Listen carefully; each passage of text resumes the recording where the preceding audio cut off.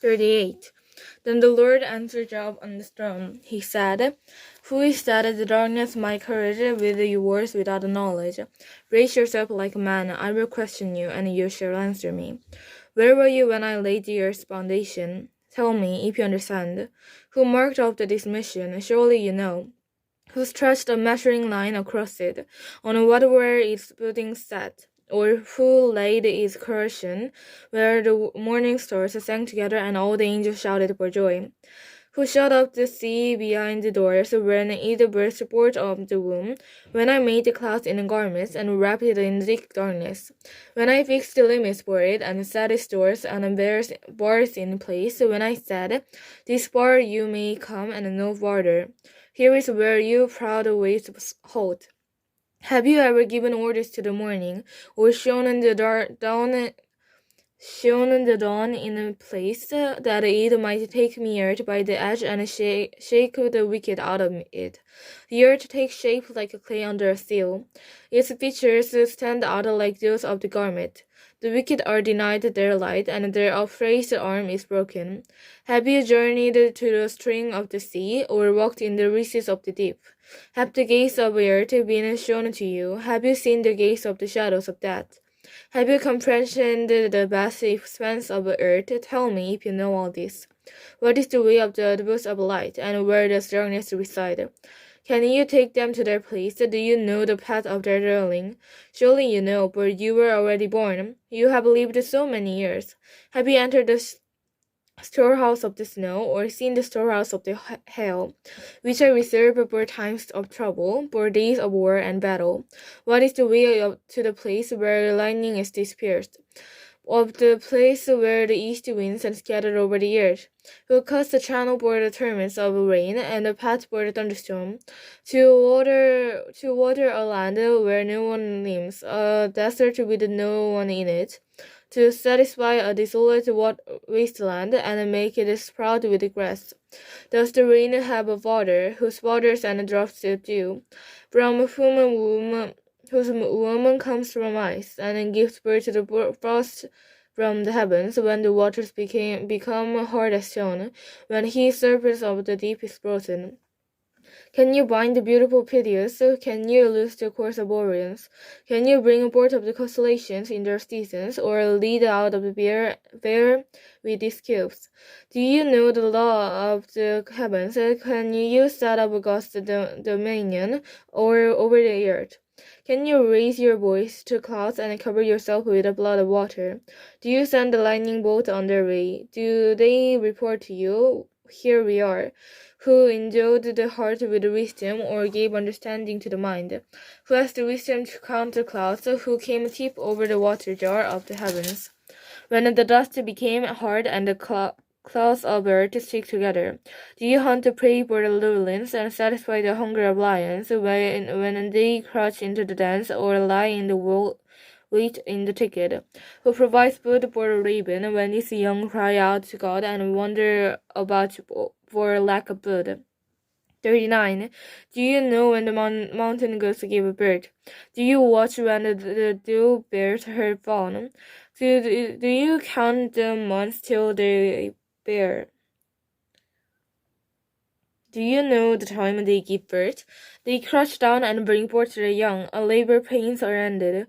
Their young thrives and grow strong in their wiles. They leave and do not return. Who let the wild donkey go free? Who united his ropes? I gave him the wasteland at his home, the salt baths as his habit, and he laughs at the convention of the town. He does not hear a driver shout. He ranges the hill for his pasture and scatters for any green things. While the wild ox consents to serve you, will he stay by your manor of the night? Can you hold him furious with the horrorless? Will he tear the valleys behind you? Will you rely on him for his great strength? Will you leave your heavy work to him? Can you trust him to bring in your grain and gather it to your threshing floor? The wings and the ostrich flap joyfully, but they cannot compare with the pennants and the feathers of the stork. She lays her eggs on the ground and lest them worm in the sand. Admittedly that a brute may crush them, some wild animals may trample them.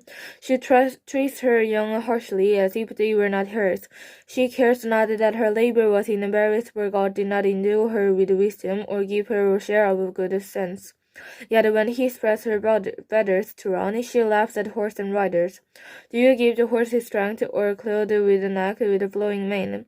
Do you make him leap with the locust, striking terror with his proud snorting? He falls fiercely, rejoicing in his strength, and charges into a fray. He laughs at bear, afraid of nothing. He does not shy away from the sword. The quiver rattles against his side. Along with the blushing spread and lawns, in a radiant excitement, he eats off the ground. He cannot stand still when the trumpet sounds. At the blast of the trumpet he snores. Aha! He catches the scent of a battle from up there, and shouts the commanders and the battle cry. Does the hawk take flight by your wisdom, and spread his wings toward the south? Does the eagle soar at the command, and build his nest on high? He dwells on the cliff, and stays there at night. A rocky crag is his stronghold. From there he seeks out his food, his eyes indecked in a bear. His young ones feast on blood, and when the slain are, there is he. 40. The Lord set Job. Why will the one who condemned with the Almighty correct him? Let him who accused God answer him. Then Job answered the Lord, I am unworthy. How can I repay you? I put my hand over my mouth. I spoke once, but I have no answer twice, but I will say no more.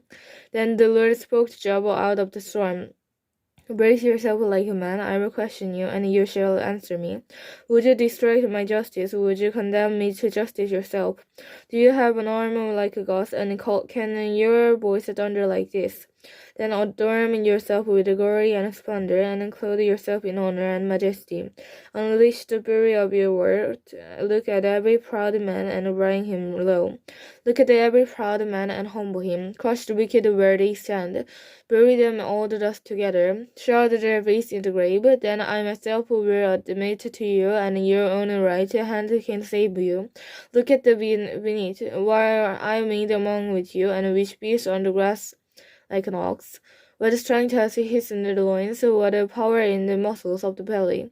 His tail says with a setter, with sins and his strength, and enclosed a kit. His bones are tubes of bronze, his limbs like rods of iron. He ranks first among the work of God, yet the makers can approach him with his sword. The hills bring him their produce, and all the wild animals play nearly. Under the lotus plants he lies, hidden among the reeds of the marsh, and lotuses conceal him in the shadows, and popular by the stream surrounded him. While the river ranges, he is not alarmed. His sexured through his Jordan should surge against his mouth. Can anyone capture him by the eyes, or trap him and pierce his nose?